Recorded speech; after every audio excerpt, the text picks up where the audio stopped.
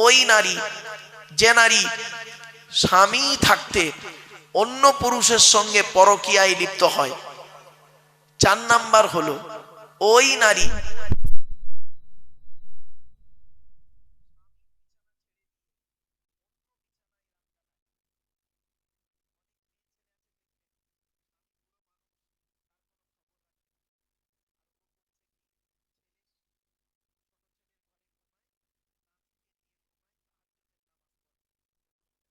স্বামী নারাজ থাকলে।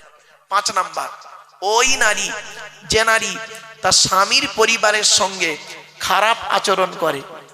স্বামীর পরিবারকে, স্বামীর বাপ, স্বামীর মা, স্বামীর ভাই, স্বামীর বোন, মা বোনদের বলে যাচ্ছি খবরদার। অনেক মেয়ে ছেলে আছে দেখবেন স্বামীকে খুব ভালোবাসে, স্বামীর বাপ ভাইয়ের দেখতে পারে না, স্বামীর মানে ভাই বোনকে দেখতে পারে না। ওর বাপ ভাই এলে দেখবেন আদর আপ্যায়ন খুব হয়, আর স্বামীর বাপ ভাই এলে কোনো গুরুত্ব থাকে না। ওই নারী হলো জাহান্নামী নারী। 6 নাম্বার হলো ওই নারীর প্রতি আল্লাহর গজব, জাহান্নামী নারী যে নারী তার স্বামীকে বলে তোমার সঙ্গে বিয়ে হয়ে আমার জীবন নষ্ট হয়ে গেছে, আমার মতো মেয়ে বলে তুমি বেঁচে গেলে, অন্য কেউ হলে বুঝতে পারতে। ওই নারীর প্রতি আল্লাহর গজব। বাপেরা বাড়িতে গিয়ে ভাববেন আমার মা বোনরা এই জিনিস থেকে সরে থাকুন। নারীদের সম্পর্কে বলে গেলাম, শুধু তাই নয়, অনুরোধ করে বলে যাচ্ছি এই কথাগুলো মূল্যায়ন করুন। তাই 1 নাম্বার নবী বললেন কিয়ামতের মাঠে তোমাকে প্রশ্ন করা হবে স্বামী হিসাবে কতটা দায়িত্ব পালন করেছো, স্ত্রীর কতটা হক আদায় করেছো। শুনে রেখে দিন, স্ত্রীর পিতামাতার গালি দেওয়া হারাম। স্ত্রীর পিতামাতাকে, শ্বশুর শাশুড়ির গালি দেওয়া হারাম। এই কোরআনে আছে 250 রকমের হারাম। কত কত কত 250 রকমের হারাম আছে, আর 250 রকমের হালাল আছে। তার মধ্যে একটা হারাম কি জানেন? স্ত্রীর পিতামাতার গালি দেওয়া। অনেক সময় কি করেছেন আপনি মনে আছে? ঈদের দিনে স্ত্রী খাবার তৈরি করতে একটু দেরি করে ফেলেছে বেচারা, আপনি করলেন কি তাকে ঈদের দিনে মা মাসি তুলে গালাগালি করলেন, মরা বাপটাকে কবর থেকে তুলে আনলেন, মরা মাটাকে কবর থেকে তুলে আনলেন, এনে আপনি গোসল করে নতুন জামা কাপড় পরে আতর সুরমা মেখে ঈদের নামাজ পড়ে ইমাম সাহেবের বুকে বুকে মিলছেন। হ্যাঁ, আপনি ভাবলেন আপনার ঈদের নামাজ কবুল হয়ে গেছে। এত সোজা নয়, এত সোজা নয়, বাড়ি থেকে ভাববেন। এরপরে নবীজি বললেন তোমরা তোমাদের স্ত্রীদের হক আদায় করো। তুমি নামাজ পড়বে, স্ত্রীকে নামাজের তাকিদ দেবে, স্ত্রীকে রাতের বেলা ঘুম থেকে তুলবে। ছোট্ট একটা উদাহরণ দিচ্ছি, আপনাদের এখানে গ্রামে যে মসজিদ আছে, ফজরের নামাজে কম লোক হয় না বেশি লোক হয়? বলুন না, বলুন। কম হয়। দেখবেন এই জলসা কমিটি পেরে যাবে, কালকেই ফজরের নামাজে লোক ভর্তি হয়ে যাবে। এই জলসা কমিটি পারবে একটা কাজ করলে, বলবো জলসা কমিটির লোকেরা যদি বলে মাইকে যে আজ থেকে ফজরের নামাজ পড়ার জন্য যদি কোনো স্ত্রী তার স্বামীকে ফজরের নামাজে যদি তুলে না দেয়, ওই স্বামী যদি দ্বিতীয় কোনো মেয়েকে বিয়ে করে, সমস্ত বিয়ে খরচা জলসা কমিটি দেবে।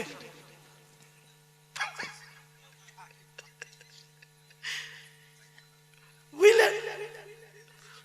মানে ওই স্বামী যদি দ্বিতীয় বিয়ে করে সুন্দরী মেয়েকে, সমস্ত বিয়ে খরচা জলসা কমিটি দেবে। দেখবেন ফজরে কিভাবে যে তুলবে আপনাকে ভাবতে পারবেন না। এই জন্য মনে রাখবেন স্বামী স্ত্রী উভয়কে ভালো হতে হবে।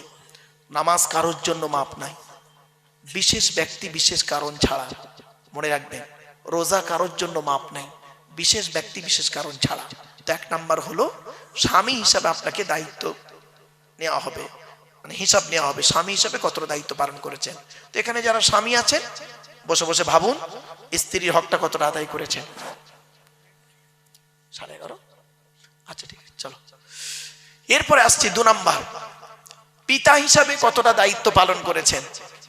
পিতা, এখানে অনেক বাপ বসে আছেন না? প্রত্যেক পিতামাতার দায়িত্ব হলো, নবী বলেছেন তার ছেলে এবং মেয়ের উপরে তিনটে। কটা কটা কটা? তিনটে। কি কি? এক নাম্বার নবী বলেছেন সুন্দর সুন্দর নাম রাখতে হবে ছেলে মেয়ে জন্মগ্রহণ করলে। দু নাম্বার নবী বলেছেন ছেলে মেয়ে যখন কথাবার্তা বলতে শিখবে তাকে লেখাপড়া শেখাবে, কোরআনের শিক্ষা দেবে। আর এখানেই মাদ্রাসা মুক্তব হয়েছে, কোরআনের শিক্ষা দেওয়া হয়। তিন নম্বরে বলা হয়েছে কি, যে তিন নম্বরে হচ্ছে ছেলে মেয়ে যখন প্রাপ্তবয়স্ক হয়ে যাবে, যৌবন তাদের যখন ফুটবে, পাত্র পাত্রী দেখে তাদের তাড়াতাড়ি বিয়ের ব্যবস্থা করবে। এখানে অনেক বাম্মা বসে আছেন যারা ছেলে বড় হয়েছে, মেয়ে বড় হয়ে গেছে, বিয়ের প্রয়োজন, বাম্মা বিয়ে দিচ্ছে না। সেই ছেলে মেয়ে যদি ব্যভিচার করে আর ওই পাপের বোঝা ওই ছেলে মেয়ের বাম্মাদের ঘাড়ে পড়বে। কি ভাবলেন? এই জন্য এই যুবক ছেলেরা, ভালোবেসে বিয়ে করা ভালো নয়, বিয়ে করে ভালোবাসা ভালো। ভালোবেসে বিয়ে করা ভালো নয়, বিয়ে করে ভালোবাসা ভালো। একটা হালাল একটা হারাম, তুমি ঠিক করো কোনটা করবে। শুধু তাই নয়, বিয়ে করলে আল্লাহ খুশি হয়, শয়তান নারাজ হয়। আর জেনা করলে শয়তান খুশি হয়, আল্লাহ নারাজ হয়। তুমি সিদ্ধান্ত নাও কাকে খুশি করতে চাও।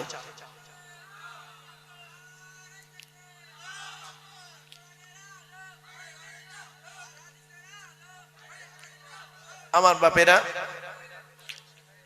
আলহামদুলিল্লাহ, যে বক্তার অপেক্ষায় আপনারা ছিলেন তিনি এসে গেছেন। তার জ্ঞানগর্ভ বক্তব্য আপনারা শুনবেন। আমি আপনাদের কাছে আর কয়েক মিনিট কথা বলবো বাবা, আর কয়েক মিনিটের মধ্যেই তিনি চলে আসবেন। এই 10টা কথা টপ টপ করে শুনে নেন। 1 নাম্বার হলো স্বামী হিসাবে, 2 নাম্বার হলো পিতা হিসাবে, 3 নাম্বার হলো ছেলে হিসাবে পিতামাতার কতটা হক আদায় করেছেন। এখানে বসে বসে ভাবুন, বাপের নামে দান খয়রাত করেননি, বাপের নামে কোনোদিন ফকির খাওয়াননি, বাপের রেখে যাওয়া সম্পত্তি জলকর ভোগ করছেন, বাপের কবরটা জিয়ারাত করেননি। নবীজি বলেছেন জুম্মার দিনে যদি কোনো ছেলে তার বাপ আর মায়ের কবরটা জিয়ারাত করে, ছেলের দুয়ার ওসিলায় বাম্মার কবরটাকে আল্লাহ পাক আলোয় আলোকিত করে দেয়। 4 নাম্বার হলো ভাই হিসাবে কতটা দায়িত্ব পালন করেছেন। বোনের ফারাইজি অংশ দিয়েছেন। ও মুসলমান, বাপ মারা গেছে, বাপ মারা গেছে, 20 বিঘা জলকর রেখে গেছে।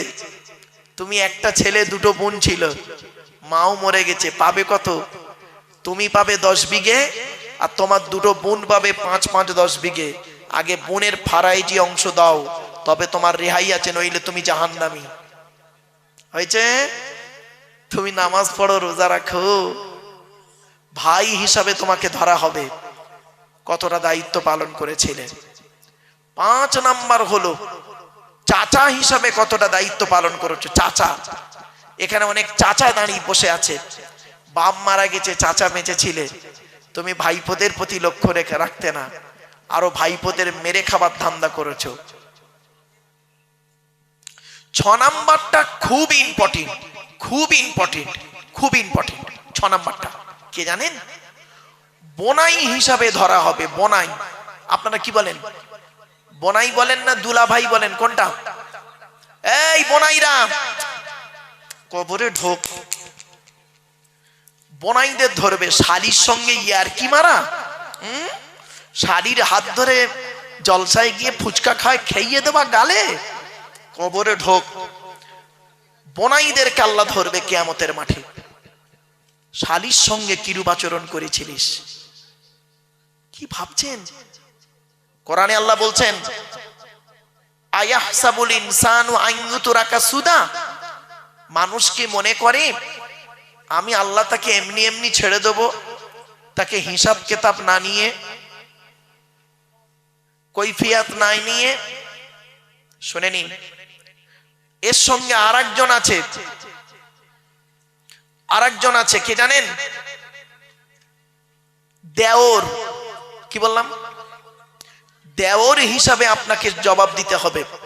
এই ভাবিরা শুনে নিন, আল্লাহ নবীর কাছে একদিন নারী জাতিরা এসেছে, নারীরা এসে বলছেন, ইয়া রাসূলুল্লাহ, আমরা পৃথিবীতে কাকে বেশি ভয় করব বলুন। আল্লাহ নবী বললেন, এই পৃথিবীতে তোমরা মৃত্যুকে ভয় করো? বলছে হ্যাঁ। বলছে তেমনি দেওরকে ভয় করো। দেওর, দেওর হলো মৃত্যুর সমতুল্য। অনেক ভাবি আছে দেখবেন দেওরদের সঙ্গে ইয়ার কি করে, কঠিন পাপ হবে।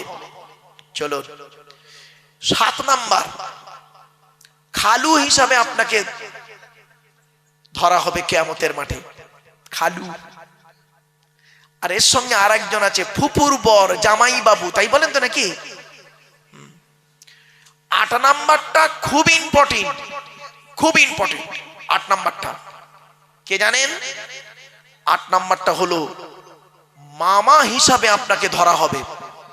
এখানে যত মামা বসে আছে, মামা, আল্লাহ বলবেন তোর বোনাইটা অ্যাক্সিডেন্টে মারা গেল, 2টো ভাগনা ছিল ছোট ছোট, ঈদের সময় তুই তো ছেলে মেয়ের জামা কাপড় কিনলি আর ভাগনা ভাগ্নির তো দেখলি না, তোর মতো মামা আজকের জাহান্নামী হয়েছে, ভাববেন বাড়িতে গিয়ে।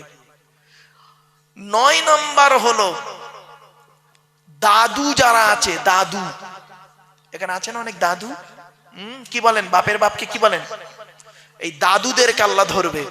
এদিকে আয়, তোর 4টে ছেলে দিয়েছিলাম, বড় ছেলেটা চাকরি করতো বলে বড় ছেলের ছেলেকে লজেন কিনে দিতি, বিস্কুট কিনে দিতি, বড় ছেলের ছেলের হাত ধরে বাজারে যেতি, খাবার কিনে দিতি। আর ছোট ছেলেটা গরিব, টোটো চালাতো বলে তার ছেলে মেয়েকে তুই দেখতিক না, তোর নামাজ রোজা কবুল হবে না, তোর মতো দাদু আজকের জাহান্নামী। 10 নাম্বার হলো নানা হিসাবে ধরা হবে। নানা, নানা বোঝেন তো? এখানে অনেক নানা বসে আছেন, এই নানাদেরকে কিয়ামতের মাঠে আল্লাহ ধরবে। তো 4টে মেয়ে দিয়েছিলাম, বড় জামাইটা চাকরি করতো বলে, বড় জামাইয়ের 20 বিঘা জলকার ছিল বলে, বড় জামাই যখন আসতো মেয়ে নিয়ে, বাচ্চা নিয়ে, ভালো ভালো খাওয়াতি। আর মেজো জামাইটা গরিব ছিল বলে মেজো মেয়ে, মেজো জামাই ছেলে মেয়ে যখন আসতো তাদের প্রতি গুরুত্ব দিতি কিনা। তোর মতো নানা আজকের জাহান্নামী। বাড়িতে গিয়ে ভাববেন, এই 10 জনের বাইরে কেউ আছেন? কি ভাবলেন? 1 নাম্বার, স্বামী হিসাবে, পিতা হিসাবে, ভাই হিসাবে, ছেলে হিসাবে, চাচা হিসাবে, বোনাই হিসাবে, দেওর হিসাবে, খালু হিসাবে, জামাইবাবু হিসাবে, মামা হিসাবে, দাদু হিসাবে, নানা হিসাবে। এই 10 দিকের প্রশ্ন আপনাকে করা হবে। অনুরোধ করে বলে যাচ্ছি, বাড়িতে গিয়ে ভাববেন। এই 10টা প্রশ্নের উত্তর আপনারা খুঁজে যদি বের করতে পারেন, সকালবেলা উঠে বলবেন ইনশাআল্লাহ আমি জান্নাতি। আর যদি উত্তর না পান, মরণ পর্যন্ত উত্তরগুলো খুঁজে বের করবেন। এত সহজ ভাবলেন ইসলামকে, এত সহজ ভেবে নিলেন। এজন্য আমি আপনাদেরকে আমি অনুরোধ করে বলে যাচ্ছি, কথাগুলো মাথায় রাখুন। একবার দরুদ শরীফ, আল্লাহুম্মা সাল্লি আলা সাইয়্যিদিনা মাওলানা মুহাম্মদ ওয়া আলা আলি সাইয়্যিদিনা মাওলানা মুহাম্মদ। বাপেরা, আল্লাহর পরিচয় 4টে বলেছি, নবীদের পরিচয় 3টে বলেছি। লাস্ট আলোচনা, আমাদের পরিচয় হলো মাত্র 2টো। কটা কটা কটা? 2টো। কি কি? আল্লাহ কোরআনে বলছেন, ওমাই ইউমিন বিল্লাহি ওয়া ইয়ামাল সালিহা। আল্লাহ বললেন 100% তোরা ঈমান আন আল্লাহর উপরে। আমাদের বিশ্বাসটা 100% আনবো কার উপরে? আল্লাহর উপরে। খেতে গেলে আল্লাহর নাম, শুতে গেলে আল্লাহর নাম, সব সময় আল্লাহকে সাথে রাখবেন। মনে রাখবেন, এই পৃথিবীতে আপনার স্ত্রী, ছেলে মেয়ে, ভাই বোন, বন্ধু বান্ধব কেউ আপনার আপন নয়, আল্লাহই হলো আপনার আপন। ঠিক না বেঠিক? আর আপনার রসুল আপনার আপন, বাকি সব পরগবাব, মরে গেলে সব শেষ। মনে রাখবেন। তাই 1 নাম্বার হলো 100% আপনি আল্লাহকে বিশ্বাস করুন। ভরসা করবেন আল্লাহর উপরে, পৃথিবীর কোনো ব্যক্তি বস্তুর উপরে নয়।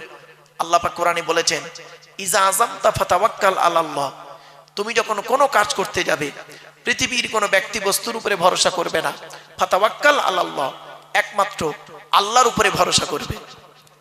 ইন্নাল্লাহা ইউহিব্বুল মুতাওয়াক্কিলিন, যারা আল্লাহর উপরে ভরসা করে কাজে নামে আমি আল্লাহ তাদের অত্যন্ত ভালোবাসি। জোরে বলো। একটা ছোট্ট উদাহরণ দিচ্ছি। একটাই রাস্তা, কটা রাস্তা? একটাই রাস্তা, দুটো দল গেল। একটাই রাস্তা, দুটো দল গেল। প্রথম দলটা রাস্তাটা পার হয়ে গেল, আর দ্বিতীয় দলটা রাস্তায় ডুবে মরে গেল। রাস্তাটার নাম ছিল নদীর মাঝখান। দল দুটোর নাম হলো মুসা নবীর দল, ফেরাউনের দল। মুসা নবীর ভরসাটা রাস্তার উপরে ছিল না, ভরসা ছিল আল্লাহর উপর, পার হয়ে গেল। আর ফেরাউনের ভরসাটা আল্লাহর উপরে ছিল না, রাস্তার উপরে ছিল, সৈন্যদের উপরে ছিল। বেটা ডুবে মরে গেল। বাড়িতে গিয়ে ভাববেন ভরসাটা আল্লাহর উপরে, ব্যক্তি বস্তুর উপরে নয়। ভরসাটা আল্লাহর উপর রাখুন। এই জলসা কমিটি, জলসা যখনই দেবেন ভরসা রাখবেন আল্লাহর উপরে। কার মাধ্যমে কোথায় কি হবে আল্লাহ পাক ঠিক করে রেখেছেন, ঠিক না বেটি? অনুরোধ করে বলে যাচ্ছি। 2 নাম্বার আল্লাহ বললেন ওয়ায়ামাল সলিহা, পৃথিবীতে যতদিন বাঁচবে ভালো ভালো কাজগুলো করবে। লোকের গোঁজা মেরে মেরে বেড়াও না, ভালো ভালো কাজগুলো করবে। মানুষের উপকার করতে না পারলে ক্ষতি করতে যেও না। আল্লাহ ছাড় দেয়, ছেড়ে দেয় না।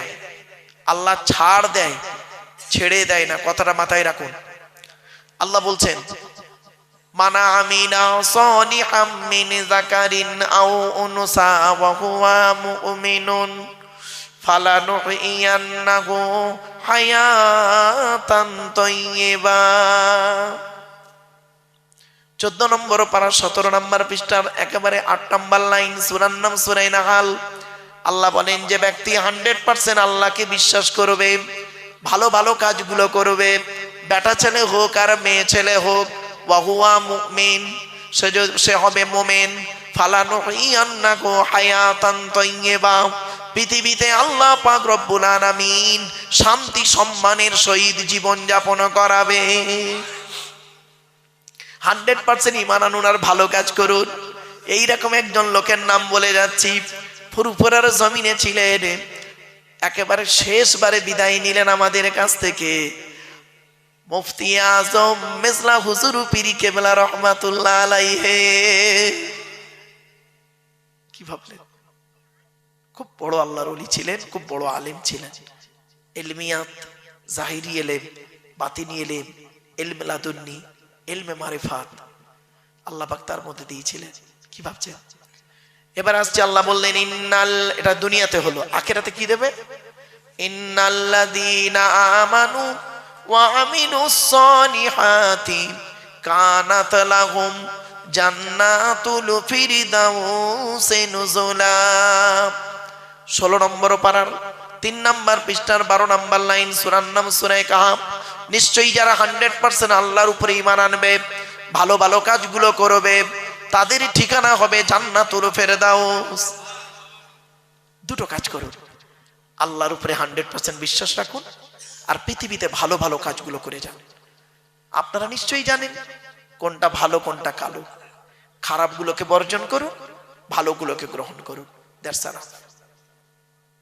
নামাজ আপনাকে পড়তে হবে, সকলেই জানি, কিন্তু নামাজ পড়ি না, এর জবাব কিন্তু আপনাকে দিতে হবে।